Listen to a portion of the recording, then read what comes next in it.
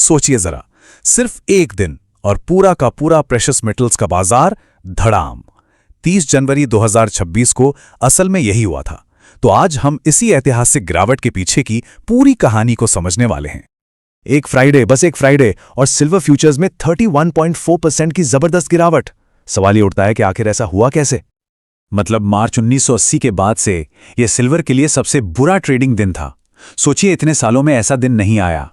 यही बात इसे एक मिस्ट्री बना देती है और आज हम इसी मिस्ट्री को सुलझाने की कोशिश करेंगे। तो फिर सवाल यह है कि इस हिस्टोरिक सेल ऑफ की आग लगी कहां से?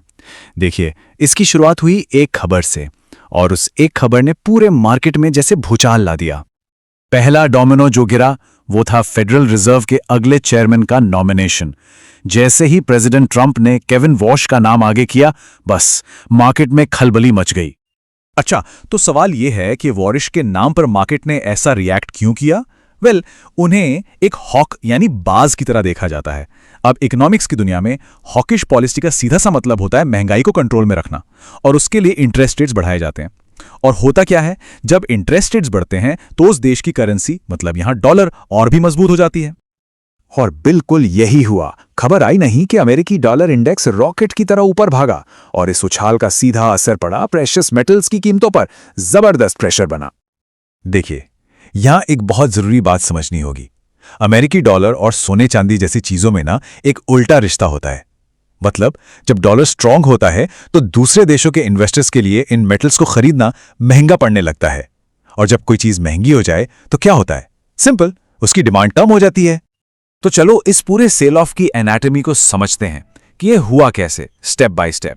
सबसे पहले वो हॉकिश खबर आई जिसने पहली सेलिंग शुरू करवाई। फिर डॉलर आसमान छूने लगा, जिससे प्रेशर और बढ़ गया। इसके बाद वो इन्वेस्टर्स जिन्होंने पहले से ही काफी पैसा लगा रखा था, वो अपना प्रॉफिट बचाने के लिए मार्केट से निकलने लगे, मतलब बेचने लगे। और आखिर में जब फोर्स सेलिंग और मार्जिन कॉल्स का सिलसिला शुरू हुआ तो गिरावट एक क्रैश में बदल गई।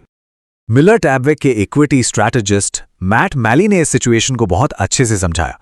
उनके मुताबिक ये जो हो रहा है ना, इसका ज्यादातर हिस्सा शायद फोर्स सेलिंग है। आज इतनी बड़ी गिरावट के बाद मार्जिन कॉल्स जाने लगे। अब ये मार्जिन कॉल्स हैं क्या भला? चलिए समझते हैं। इसे सिंपल भाषा में समझते हैं। मार्जिन कॉल मतलब ब्रोकर की तरफ से एक डिमांड। मान लीजिए किसी इन्वेस्टर ने उधार के पैसे से ट्रेड किया, अब उसे लॉस होने लगा, तो ब्रोकर कहेगा, भाई अपना लॉस कवर करने के लिए और पैसा डालो। और अगर इन्वेस्टर वो पैसा नहीं दे पाता तो ब्रोकर जबरदस्ती उसकी एसेट बेच देता है। और उस दिन मार्केट में यही हो रहा था, एक के बाद एक। लेकिन एक मिनट, ये जो क्रैश हुआ ना, ये अचानक से नहीं हुआ।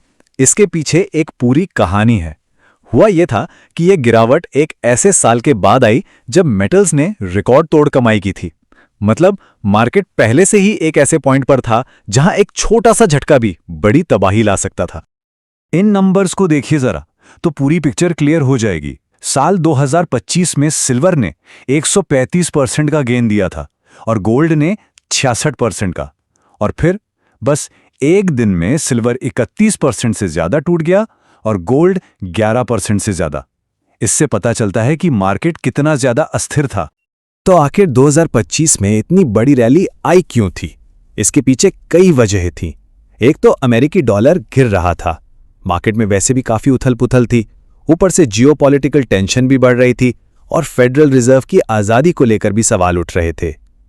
इन सब वजहों से इन्वेस्टर्स को लगा कि भाई सोने चांदी में पैसा लगाना ही सबसे सेफ है। इन्वेस्टमेंट मैनेजर कैटी स्टोव्स ने इसे एक क्राउडेड ट्रेड का नाम दिया, मतलब एक ऐसा सौदा जिसमें बहुत ज्यादा भीड़ हो। उन्होंने इसकी तुलना टेक स्टॉक्स से की। वो कहती हैं कि जैसे लोगों का सारा ध्यान और पैसा टेक स्टॉक्स में जा रहा था, ठीक वैसे ही गोल्ड में भी जबरदस्त भीड़ लग गई थी। और जब बहुत सारे लोग एक ही जगह पर एक ही एसेट में ढेर सारा पैसा लगा देते हैं ना, तो एक खतरा पैदा होता है। इसे कहते हैं कॉन्सेंट्रेशन रिस्क। इसका मतलब सीधा सा है कि अगर जरा भी कुछ गड़बड़ हुई तो नुकसान बहुत बड़ा होगा। क्यों? क्योंकि हर कोई एक साथ बेचने के लिए भागेगा। और सोने चांदी के केस में यह खतरा हकीकत में बदल गया। इस पूरी सिचुएशन पर दो एक्सपर्ट्स की राय देखिए, बात और साफ हो जाएगी। BRI वेल्थ मैनेजमेंट के टोनी मीडोस का कहना था कि गोल्ड का $5000 तक पहुंचना कुछ ज्यादा ही आसानी से हो गया था। मतलब ये टिकाऊ नहीं था। वहीं मैटियोली वुड्स की कैटी स्टोव्स ने उस भीड़ वाली बात पर जोर दिया। उन्होंने कहा, जब सब लोग एक ही दिशा में भाग रहे हों तो अच्छे से अच्छा एसेट भी बिक सकता है। तो टेक अवे क्या है? कुल मिलाकर ये एक परफेक्ट स्टॉर्म था। सोचिए, एक तरफ एक खबर ने चिंगारी लगाई और दूसरी तरफ एक ऐसा मार्केट था जो पहले से ही ओवरक्राउडेड मतलब बहुत ज्यादा भीड़ वाला और ओवर लेवरेज्ड मतलब कर्ज पर चल रहा था। जब ये दोनों चीजें टकराईं तो नतीजा था ये जबरदस्त क्रैश। और आखिर में एक सवाल जो सोचने पर मजबूर करता है, जब सोना चांदी जैसा सेफ माना जाने वाला एसेट इतनी बुरी तरह से गिरता है तो ये हमें मार्केट के असली नेचर के बारे में क्या बताता है? शायद यही कि जिसे हम सेफ्टी या सुरक्षा समझते हैं वो भी एक धारणा ही है, और बाजार तो हमेशा अप्रत्याशित ही रहेगा।